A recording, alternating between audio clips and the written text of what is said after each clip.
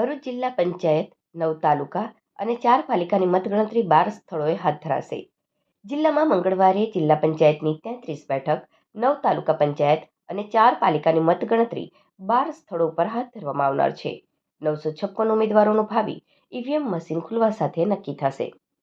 ભરૂચ જિલ્લા પંચાયતની ચૂંટણીમાં 33 બેઠકો માટે કુલ મતદાન 72.97% નોંધાયું છે, જ્યારે 9 તાલુકા પંચાયતોમાં સૌથી વધુ નેત્રંગ 84.12 અને સૌથી ઓછું ભરૂચ 63.36% રહ્યું છે. જિલ્લાની 4 પાલિકામાં પણ ભરૂચ પાલિકા 63.21% મતદાન સાથે છેલ્લા ક્રમે, જ્યારે આમોદ 81.28% સાથે પ્રથમ રહી છે.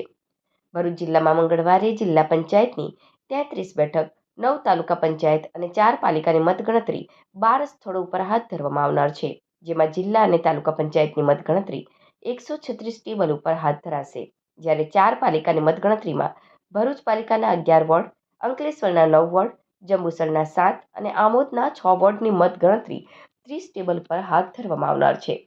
ગત ચૂંટણી કરતાં ભરૂચમાં 10% અને અંકલેશ્વર પાલિકામાં મતદાનની ટકાવારી 7% વધી છે.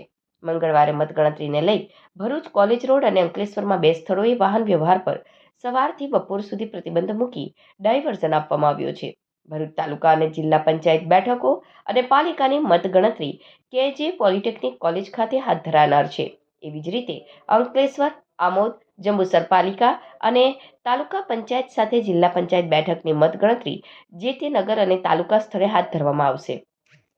સ્થાનિક સ્વરાજ્યની ચૂંટણીમાં 336 બેઠકો માટે 956 ઉમેદવારોનું ભાવિ મંગળવારે ઈવીએમ મશીન ખુલવા સાથે નક્કી થશે.